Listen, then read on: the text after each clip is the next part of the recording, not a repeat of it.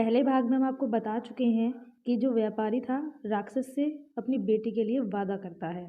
तो उसकी बेटी ब्यूटी वह वादा निभाएगी कि नहीं। ब्यूटी जब महल पहुंची तो वह बहुत घबराई हुई थी। राक्षस का भयानक चेहरा देखकर वह बहुत डर गई, लेकिन राक्षस ने उसका खुले दिल से स्वागत किया। राक्षस ने उसे रहने के लिए अपने महल का सबसे अच्छा कमरा दिया, और जब ब्यूटी आग के सामने बैठकर कढ़ाई करती तब राक्षस उसके पास घंटों तक बैठा रहता और उसे निहारता रहता। धीरे धीरे दोनों को एक दूसरे के साथ रहना अच्छा लगने लगा और वे अच्छे दोस्त बन गए। अब वह दोनों सारा सारा दिन एक दूसरे से बातें करते और खुश रहते। राक्षस को ब्यूटी बहुत अच्छी लगती थी और वह उससे शादी करना चाहता था, लेकिन डरता था कि ब्यूटी एक राक्षस से कभी शादी नहीं करेगी। बड़ी हिम्मत जुटाकर एक दिन उसने ब्यूटी से अपने दिल की बात कहने का फैसला किया। जब वह ब्यूटी के पास पहुंचा तो देखा कि ब्यूटी अपने पिता को याद करके बहुत उदास है। उससे ब्यूटी की उदासी देखी नहीं गई और उसने ब्यूटी को एक जादुई शीशा दिया जिससे वह अपने पिता को देख सके। ब्यूटी बहुत खुश हुई, लेकिन जब उसने अपने पिता को देखा तो वह बहुत बीमार थे। यह देख ब्यूटी ने राक्षस से अपने पिता से मिलने की इच्छा जताई। राक्षस ने उसे पिता से मिलने की इजाज़त दे दी और 7 दिन में वापस आने को कहा।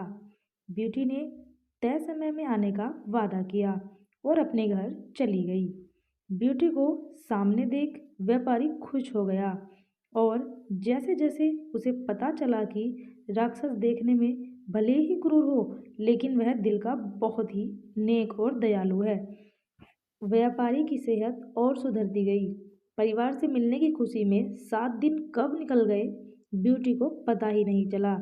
एक दिन ब्यूटी ने सपना देखा कि राक्षस की हालत बहुत खराब है और जल्द ही मरने वाला है। अगले ही दिन वह महल वापस आ गई और उसने पाया कि राक्षस बगीचे में बेसुध पड़ा हुआ था, जैसे वह मर चुका हो। ब्यूटी उसे देखते ही रो पड़ी। तुम मुझे छोड़कर मत जाओ, मैं तुमसे बहुत प्यार करती हूँ और तुमसे शादी करना चाहती हूँ। मैं अपनी सारी जिंदगी तुम्हारे साथ बिताना चाहती हूँ। जैसे ही ब्यूटी ने यह शब्द कहे, एक रोशनी ने राक्षस को ढक लिया, और जब रोशनी गायब हुई तो भयानक और क्रूर दिखने वाला राक्षस एक खूबसूरत राजकुमार में बदल चुका था।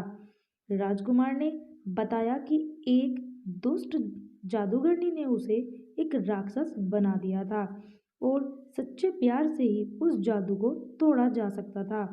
बहुत समय से राजकुमार उस लड़की को ढूंढ रहा था जो उससे उस रूप में प्यार करे जिसे सब डरते थे, जो उसकी सूरत से नहीं बल्कि उसके गुणों को चाहे।